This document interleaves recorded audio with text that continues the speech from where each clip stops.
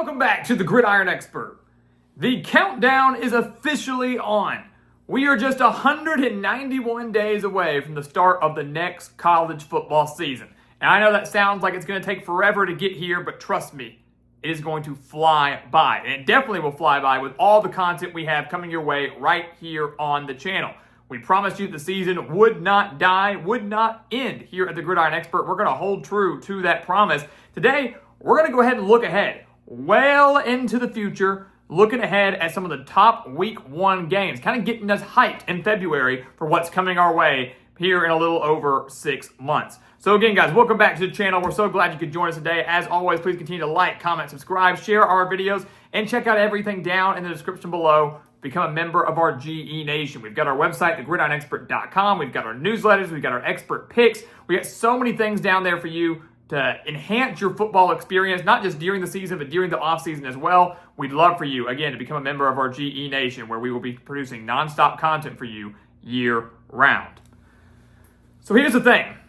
I don't know if you've looked ahead. I don't know if you've taken a look at the schedule, but week one had a chance to be the greatest opening weekend of college football we may have ever seen. And that doesn't even include week zero. Week zero actually has some solid games, including Iowa State and Kansas State in Ireland. We're not talking about that game today. We'll talk about it a little bit forward. Today, we're strictly starting on week one.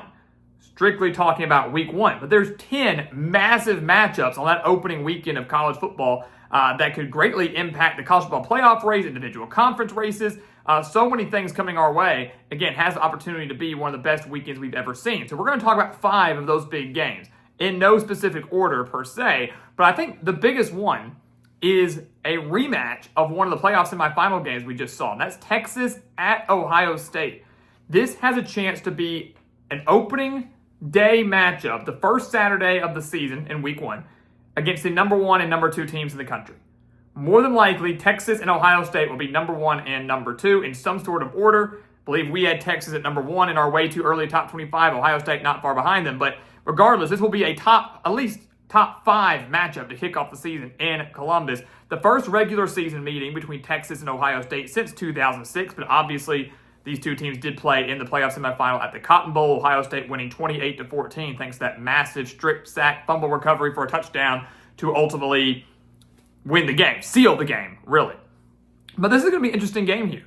A new era for both these programs. Texas now ushering in Arch Manning. Quinn Ewers is gone. It is finally time to see Arch Manning as the full-time starter down in Austin. His first really big test, first big moment, comes on the road in the first game of the year against the reigning national champions, but a reigning national champion that lost both of its coordinators. Chip Kelly off to the NFL again.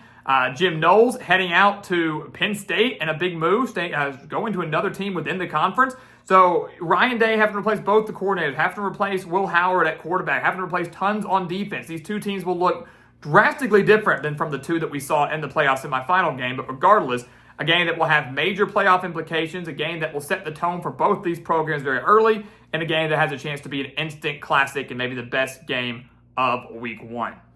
Another game that's going to be fantastic in week one. That is LSU at Clemson. The winner gets to claim the true Death Valley.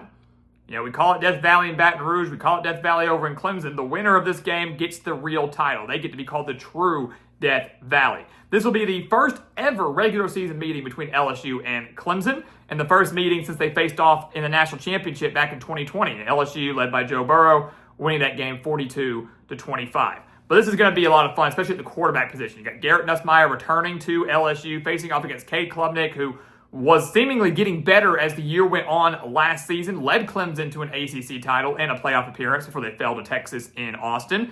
And a game, again, between two teams that have playoff expectations, right?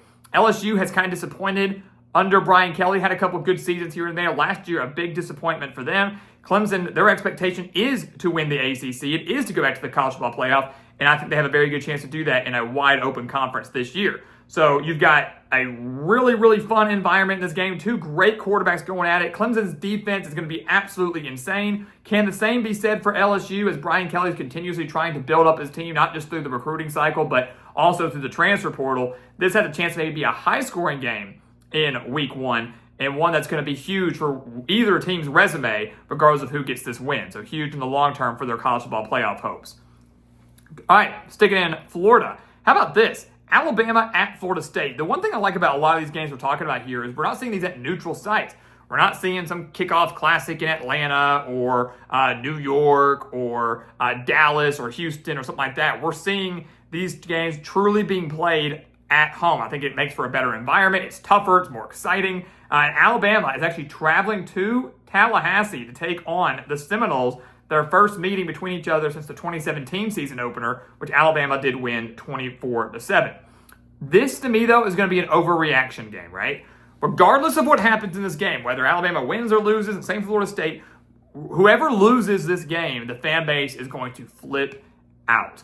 Because both these teams had disappointing 2024 seasons. Alabama, 9 wins for many is not disappointing, but by Alabama standards it is, and especially considering they probably would have been a college football playoff team if they don't lose to Oklahoma late in the year, if they don't lose to Vanderbilt. They just win one of those games, they're probably in the college football playoff. Instead, they missed out and then got a beat by Michigan, surprisingly, in their bowl game. So a huge year 2 for Kalen DeBoer coming up for Alabama. Florida State, 2-10, a horrendous season for the Seminoles last year. Couldn't get consistent quarterback play. The defense was absolutely atrocious. The season was over after the first 2 games, and they lost to Georgia Tech and Boston College, and things continued to unravel after that. So the fact that both these teams are coming off relatively disappointing seasons, the fact that both these teams obviously expect excellence and expect to win, someone's going to lose, and whoever loses is going to freak out saying the season's over and that they're terrible and that, the sky is falling.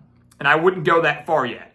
Although I would say this is a bigger game for Alabama than it is for Florida State. The Crimson Tide already, and the odds will change, but right now in February, about an 8-point favorite on the road at Florida State. Obviously a team that naturally should have more expectations and playoff expectations coming into this year, more so than Florida State, who has to really regroup, has to hope they find the right pieces, hope Mike Norvell got the right guys through the transfer portal, and can make this team competitive again. 2-10 is a major jump. 2-10 is a major rebuild, a major fix compared to a team that did go 9-4. So a lot of changes for both these teams, a lot of changes and a lot of expectations.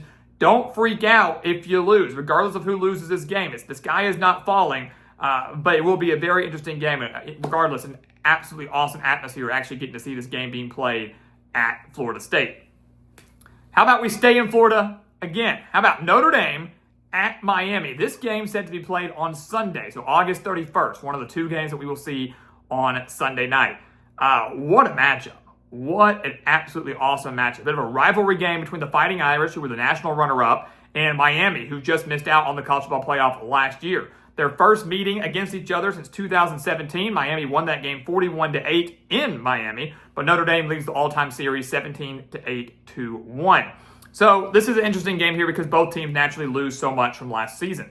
Notre Dame, the national runner-up, as we mentioned, loses tons on the defensive side of the ball, and they lose their star quarterback in Riley Leonard. So who they get at quarterback to replace him, do they pan out? Doing so, not getting to really ease into their season, but having to go on the road against a solid Miami team, not really a great way to usher in the season, not really a good way to get your feet wet. So how Notre Dame manages that will be very interesting to me.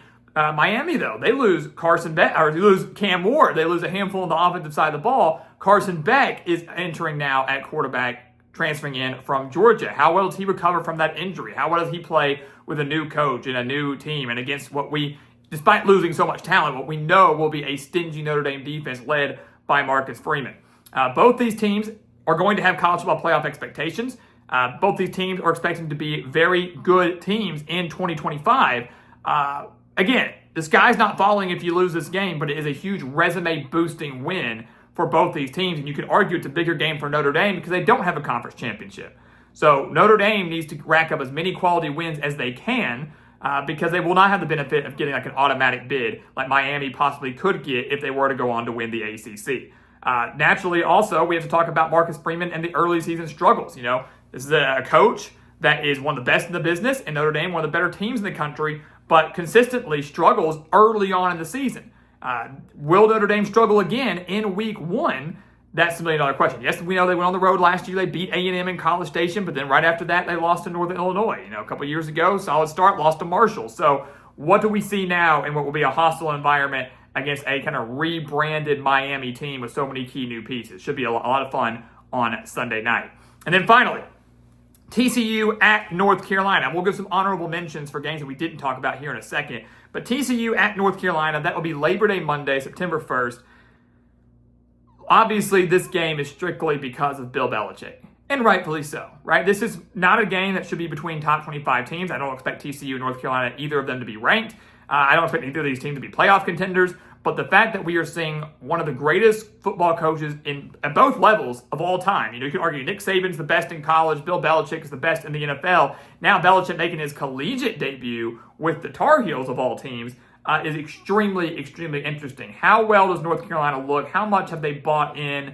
How good is TCU? This is a team that has a lot of talent coming back. Won 9 games last year after having a losing season in 2023. This is a team that could be kind of dangerous in the Big 12. They'd love nothing more than to spoil Bill Belichick's debut at the collegiate level. But North Carolina obviously has quite a bit of talent of their own. Still guys that are coming back. Belichick's done a decent job recruiting. The culture at North Carolina is what's going to be very interesting to me. How these players respond to one of the gruffest coaches we've ever seen. But that gruffness has worked. Won 8 Super Bowls by himself. So this is a very, very interesting game. All eyes will be on this game. The lone game on Labor Day Monday. Absolutely worth watching strictly because of Bill Belichick. Very, very excited for this one. Really excited to see how North Carolina fares as a whole going into this season. On our other games that we didn't mention that are in week 1, these were just my top 5. You've got Auburn at Baylor, Tennessee and Syracuse, Utah, UCLA, Georgia Tech and Colorado, South Carolina and Virginia Tech. All those games also being played during the week 1 stretch. That will stretch from that Thursday all the way through Sunday. Week 0 has some great matchups as well. We'll touch more on that later on in the offseason. But look, I know we're 191 days out. We've got a ways until we get there, but get excited. It's going to fly by. We're going to have so much content. We're going to have predictions. We're going to have talking season. It's going to be absolutely awesome. And when we finally get there in late August to this week 1, it could shape up to be one of the best opening weekends of college football that we have ever seen. So guys, as always, thank you so much for watching us here at the Gridiron Expert on YouTube. Make sure to continue to like, comment, subscribe, share our videos, and of course, check out everything down in the description below. That includes our website, thegridironexpert.com, home to the expert picks, home to our newsletters, home to tons of exclusive content to help you get through this offseason. Check it out. The link for it down in the description below so you can become a member of our GE Nation. And once again, as always, thank you so much for watching, and we'll see you next time right here on the Gridiron Expert. Yeah.